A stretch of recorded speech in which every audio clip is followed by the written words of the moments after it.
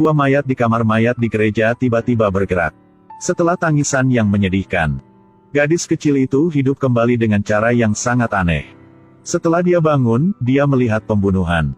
Ketika dia baru saja duduk, hendak melakukan sesuatu, seorang pria perlahan pergi. Tiba-tiba iblis muncul di belakangnya. Gadis itu segera memegang palu besi di tanah dan memukulinya hingga menjadi abu. Iblis itu juga segera menghilang. Pada saat ini, di belakang gadis itu tiba-tiba muncul cincin cahaya kuning. Apa yang sedang terjadi? Ternyata sebelum dia hidup kembali, para suster di gereja mengalami pertempuran sengit. Semua suster di sini adalah prajurit yang dilatih sejak kecil dengan misi kalahkan iblis. Namun, kali ini, mereka terkena penyergapan dari musuh. Kapten telah terluka, tidak bisa melewati malam ini.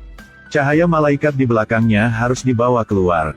Cari ahli waris dan diberikan kepada mereka. Tiba-tiba pintu luar diledakkan. Selama kekacauan, seorang suster mengambil cincin suci dan melarikan diri.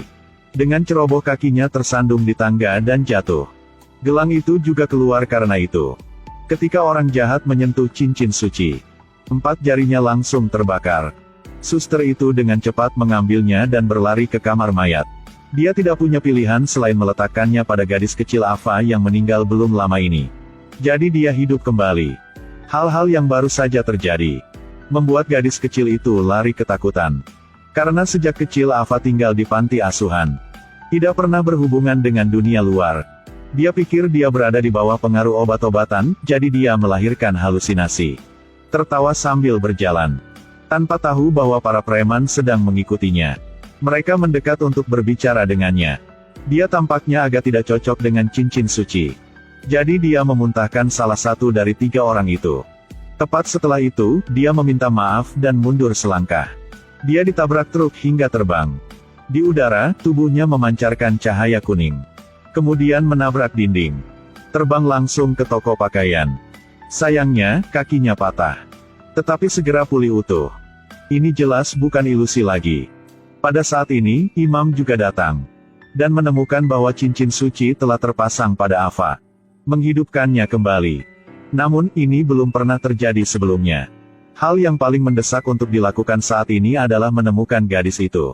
Jika dia jatuh ke tangan iblis, konsekuensinya tidak terbayangkan. Gadis itu sedang berjalan di jalan, tiba-tiba dia ditabrak mobil. Setelah bangun, tubuhnya tidak luka sama sekali. Dengan sedikit dorongan, seorang pria kulit hitam besar jatuh ke belakang. Tidak bisa bangun. Dia juga bisa melihat hal-hal yang orang lain tidak bisa lihat. Tuhan sepertinya sedang mempermainkannya. Hanya sehari yang lalu, dia berjalan di antara hidup dan mati. Diberi cincin suci di dalam tubuhnya. Dari itu dia memiliki kekuatan tak terbatas. Perasaan ini sangat bagus. Tetapi Ava takut ketika dia bangun, semuanya akan hilang. Biarkan dirinya tidak tertidur. Dia melompat ke kolam. Meskipun cincin suci memberinya kekuatan, tapi tidak mengajarinya berenang. Setelah berjuang sebentar, seorang laki-laki bernama Mike melompat turun untuk menyelamatkan Ava. Tes uji coba dulu. Dan memperkenalkan teman-temannya kepada dia. Pada saat ini, Mary juga pergi ke gereja. Memberikan dokumen yang dia selidiki tentang Ava dan cincin suci kepada imam. Imam memerintahkan harus segera menemukan gadis itu. Karena seseorang belum menjalani pelatihan atau pengujian. Akan berbahaya jika membawa kekuatan cincin suci di dalam tubuhnya. Melalui kisah Mike, Ava tahu bahwa mereka hanyalah scammers. Ketika tuan rumah tidak ada, mereka akan datang dan tinggal di sini untuk sementara waktu. Menikmati kehidupan orang kaya. Ava juga bersemangat untuk bergabung dengan kami. Malam itu mereka pergi ke bar. Ava sangat bersemangat. Inilah yang dia inginkan. Singkirkan segala tekanan, keletihan di badan. Pada saat ini, dia tiba-tiba melihat lingkaran merah iblis. Segera mengikuti. Pergi ke kamar. Dan melihat 2 mayat di tanah. Menyaksikan dengan mata kepala sendiri pemandangan iblis melahap jiwa mereka. Dia ketakutan dan melarikan diri. Pada saat ini di gereja, seorang wanita sedang membantu kapten memperbaiki kecantikannya sebelum dikremasi. Tiba-tiba mendengar suara di luar, dia keluar untuk melihatnya. Dan segera dibunuh. Seekor iblis dengan tubuh penuh terbakar muncul. Membalikkan tubuh kapten. Setelah menemukan cincin suci hilang, dia meraung marah, menyiksanya. Pada saat ini, cincin suci di tubuh Ava juga bersinar. Tadi malam toko pakaian terkena sesuatu. Karyawan itu sibuk membersihkan semuanya. Tiba-tiba sesuatu terdengar. Gadis itu menoleh tetapi tidak melihat apa-apa. Tiba-tiba iblis muncul. Membunuhnya dalam satu catatan. Sepertinya giliran Ava yang terbunuh. Karena saya ingin menyelidiki sumber penyergapan musuh sebelumnya. Mary pergi ke pantai untuk memeriksa. Dan menemukan hulu ledak yang dapat menembus baju besi yang sangat istimewa. Sepertinya seseorang ingin mengejar dan membunuh mereka semua. Saat melaporkan situasinya kepada imam, kamar mayat tiba-tiba mengirim pesan. Di punggung kapten tampak penuh dengan tebasan.